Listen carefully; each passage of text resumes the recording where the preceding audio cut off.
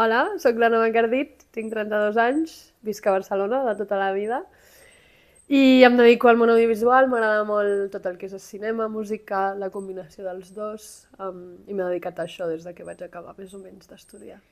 Doncs que m'agrada molt, que no sé, des de petita això, he escoltat molta música amb el meu germà, sempre coneixia els grups raros, perquè ell tampoc era com de música comercial de la ràdio, sinó que descobria grups del món. I no sé, sempre m'ha agradat molt la música, l'emoció que transmet en concerts, com el que una cançó o un grup també et poden transmetre.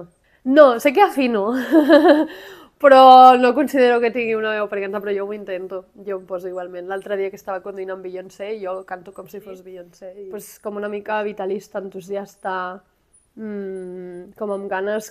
Mira, me'n recordo una vegada, jo aquí explicant la meva vida, això ja ho tallareu.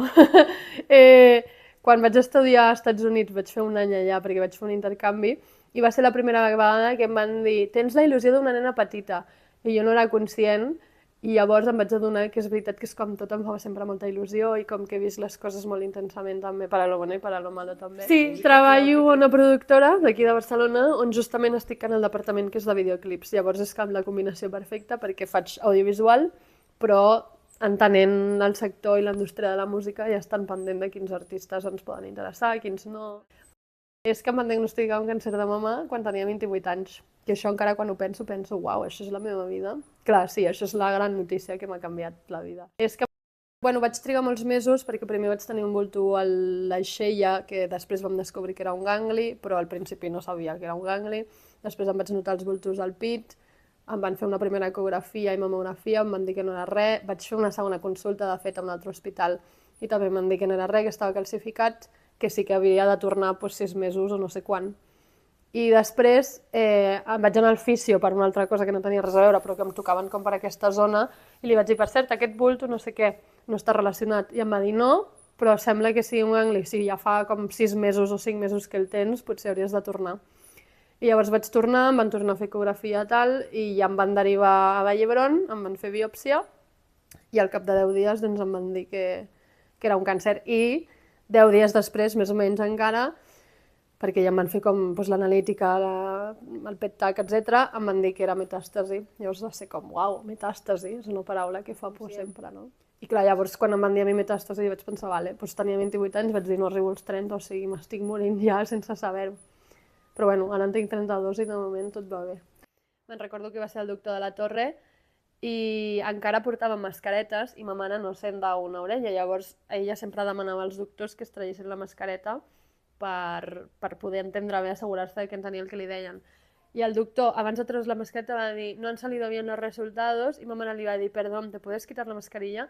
Llavors, per treure's la mascareta, va aixecar-se a obrir la finestra com perquè es ventilés, llavors va tornar a seure i va dir, no, decía que no han salido bien los resultados. I jo pensava que això voldria dir que no havien sortit els resultats i que me'ls havien de tornar a fer. I de cop va dir, és un càncer, i jo, què? I recordo agafar la mà de la meva mare, què? Que no m'ho esperava per res. No sé exactament si... Què vaig pensar? Era com em vaig dissociar, vaig veure-ho com des de fora. De cop m'estava veient a mi des de fora com si fos una pel·li, com si això no estigués passant. Ho vaig parlar obertament tot, però com veure com reaccionava la gent sí que és una cosa que em va costar i que encara a vegades em fa ràbia.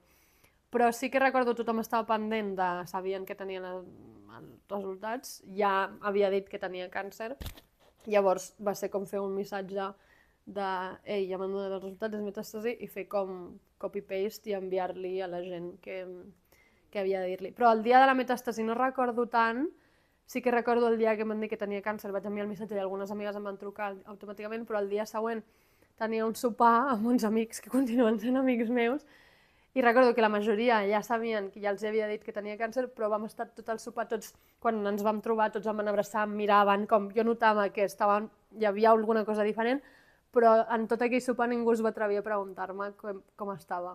Vam parlar d'altres coses i ningú va fer menció de res d'això. I va durar, vam anar a prendre un gelat perquè era estiu, i després vaig arribar a casa i de cop alguns em van dir Anna, que bé veure't, o ai, tia, que no hem parlat del tema i no sé què, i és com pot ser? O sigui, ara no m'ho vingueu a dir, com pot ser que m'acaben de donar la notícia que m'ha canviat la vida per sempre i què diferent és de, si estàs embarassada, tothom m'hagués felicitat, no com, que bé que es parla i tal, no sé què. I en canvi tenien la por de, voldrà parlar, no voldrà parlar, li preguntem, potser ara no és el moment perquè tots ens estem rient i no sé què, i era com, si no vull parlar, o sigui, ràpidament vaig aprendre que jo tenia com aquest poder, que és el superpoder del que parlo, que vaig com descobrir, de si jo no vull parlar del tema, no parlaré i us ho diré, però pregunteu-me com estic. Començo el tractament, doncs justament, crec que la metàstasi m'ho van dir que era un divendres, i el dia 1, que era dilluns, crec, 1 d'agost, vaig començar, em van fer la primera punxada per, com es diu, per induir-me a la menopausa, el dicapeptil trimestral, i aquell mateix dia també vaig començar les primeres pastilles, que eren Riboz. Llavors recordo pensar molt com és l'últim dia que sóc l'Anna de sempre i ara comença com una altra Anna.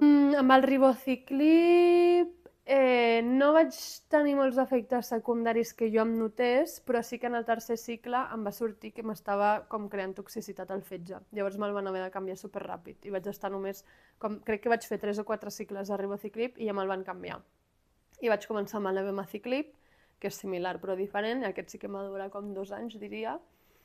I aquest el que em donava sobretot eren diarrees. O sigui, en el primer PET-TAC que em van fer després de diagnosticar-me ja va sortir que s'havia reduït tot moltíssim. I ja em va trucar la meva doctora, a més me'n recordo també on em va trucar, que jo estava a l'oficina i em vaig posar al magatzem de l'oficina, i em va dir, et truco perquè ha sortit molt bé, per altres coses, però que sàpigues que ha sortit molt bé. I va ser com, bueno, vale, llavors ja sabem que està ben encaminat. I llavors tot va reduir, fins que va tornar a créixer un gangli. Llavors em van tornar a canviar a l'Everolimus, crec que es deia, que aquest el vaig utilitzar només com fins que em van fer el següent PET-TAC, però aquell no em va funcionar gens perquè em va tornar a sortir com si fos una senyora gran per dintre. I tinc fogots, i tinc sequedat de totes les mucoses, les articulacions a vegades em fan mal, com jo ho dic això, com que per fora soc una persona jove però per dintre soc una senyora gran. Que no s'entén el cansament d'estar pendent de tot. És que veus, és que inclús quan ho parlo com m'emociona una mica de... És que estem cansades, hem d'anar a l'hospital, hem de passar 50.000 hores, hem d'estar pendent d'aquest tractament, d'aquest efecte secundari, d'aquest no sé què, que jo ara porto 4 anys, el primer any potser estava com, no m'importa perquè estic tot bé, però cada any va passant i clar, això ja és per tota la vida, o sigui, amb sort serà cronificat. Sí, vaig tenir una radioteràpia especial, tan especial que m'oblido que em van fer radioteràpia perquè recordem tota la part positiva del que van fer. A mi em van dir que m'havien d'operar a l'estiu, un dia que m'anava al Primavera Sound, de fet, i llavors quan estava al festival, amb el meu amic Elias, li vaig explicar, jo estava de bajón, jo era com, què faig aquí en aquest festival si jo no vull estar aquí? Perquè m'anaven a fastidiar tot l'estiu, bàsicament. I l'Elias, com a broma, em va dir, Anna, doncs podem muntar uns concerts a casa teva, al teu menjador. I va quedar com una broma.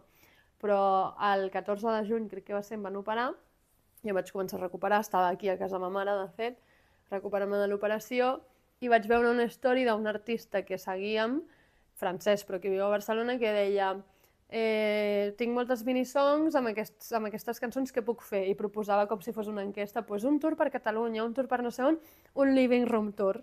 I li vaig enviar, vaig votar living room tour, vaig enviar-li una captura a l'Elias i li vaig dir, Elias, és la senyal que necessitàvem per fer uns concerts a casa. I llavors va néixer Radio Pati, i va ser un cicle de concerts que vam celebrar durant les 3 setmanes que jo rebia radioteràpia perquè m'havien operat, estava fent rehabilitació del braç, però m'esperaven 3 setmanes de radioteràpia en ple agost, que implicava no et dona el sol, no pots anar a la platja, no pots fer no sé què, i era com, jo ara què faig? Llavors, com no podia fer tot això, ens vam dedicar a treballar en Radio Pati. L'Elias és el meu amic, que molta gent es pensa que som nòvios perquè estem tot el dia junts i viatgem i no sé què, i no, és el meu amic. És un amic que vaig conèixer a una associació d'estudiants, mira, ja fa 10 anys, però que des del primer dia que ens vam conèixer ens vam posar a parlar de música, li vaig dir que havia anat a Coachella quan vaig estudiar als Estats Units i no sé què, i vam dir, uah, som amics! I ja ens vam abraçar, aquell dia ens acabàvem de conèixer i va ser com, vale, podem ser amics perquè ens agrada la música. Tot va ser idea de l'Elias, i ell mateix va dir, les entrades poden ser donatius per a alguna causa, en aquell moment no sabíem. Llavors vaig parlar amb la Pilar Ros, que també la coneixia, i em va dir, pots parlar amb l'IRB Barcelona, que jo he col·laborat amb ells i tenen el repte metàstasi i tot això. I llavors vam anar un dia, l'Elias, ma mare i jo, a IRB, no teníem ni idea ni d'on estava ni què era, o sigui, no sabia res jo d'IRB. Havia vist a la Pilar Ros potser fent coses, però jo no ho relacionava com ho relaciono ara, clar. I llavors l'Ester ens va rebre, li vam explicar el nostre projecte, que en aquell moment nosaltres era com no sabem què sortirà d'aquí, però bueno, Radio Pati. Ella ens va ensenyar les instal·lacions i a més aquell mateix dia, crec que com ja estàvem començant amb xarxes, vam fer un vídeo que també havíem gravat nosaltres amb l'Elias, de hem anat a visitar l'IRB, tal, no sé què. I ja crec que a partir d'allà va començar la relació i al final era una forma doncs, que vale, sí que eren concerts perquè jo estigués entretinguda durant les 3 setmanes de radioteràpia, però el bonic era que recaptar diners per la investigació, que al final és com el que ens salva la vida a nosaltres. Bueno, primer ens felicitaria per tota la feina que fan, perquè ja porten molts anys, suposo, treballant i està molt bé que es dediquin a coses... O sigui, està molt bé les arts, la música, l'audiovisual, és molt bonic i també salva vides, però al final ells salven més coses que jo amb la meva feina. I està molt bé que els interessi fer això. I després, òbviament, no sé, que quanta més pressa puguin solucionar les coses, millor, òbviament, suposo que depèn de diners i de coses que ells no poden controlar.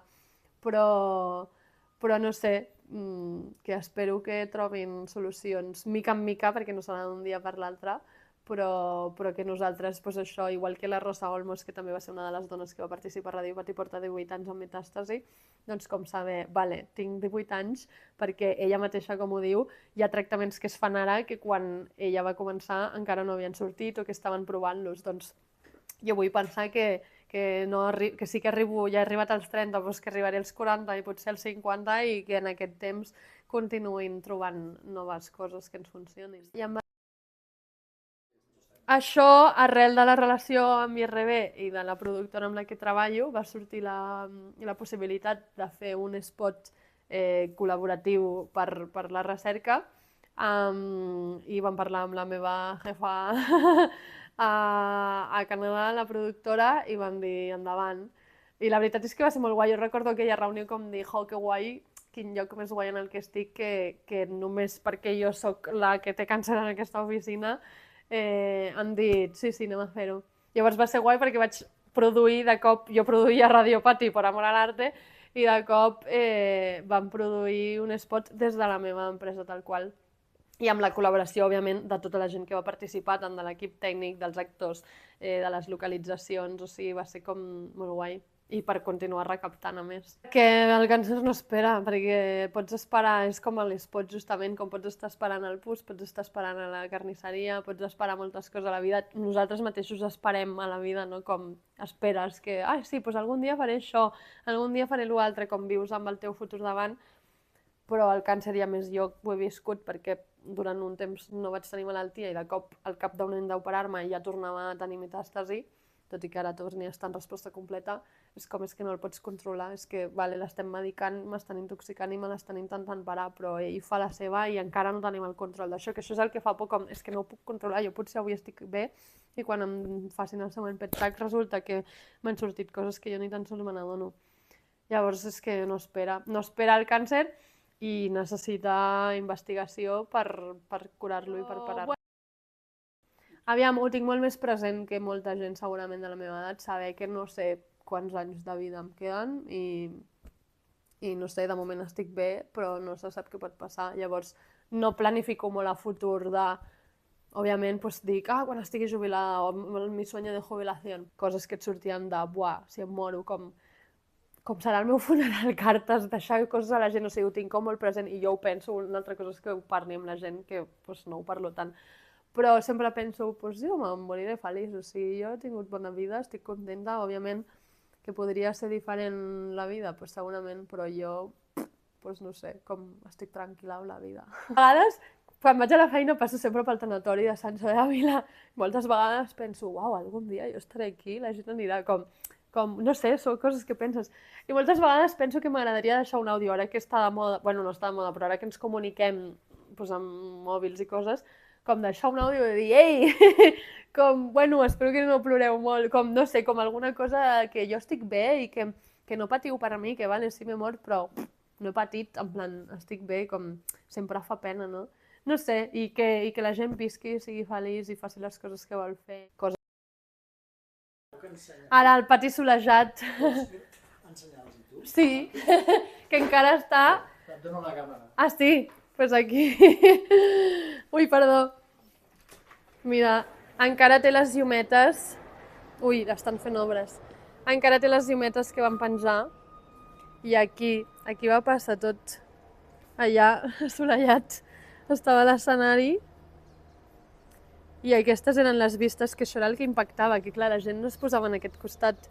Però de cop, aquí estava tot ple de públic. Aquí estava l'escenari? Aquí estava l'escenari, aquí van tocar doncs, la Júlia Colom, Soc un bohemio, Ineta, Mujeres, molts grups, 16 grups. I clar, lo impactant era com tota la vista que veies de tots els veïns mirant, fent el soroll que fèiem.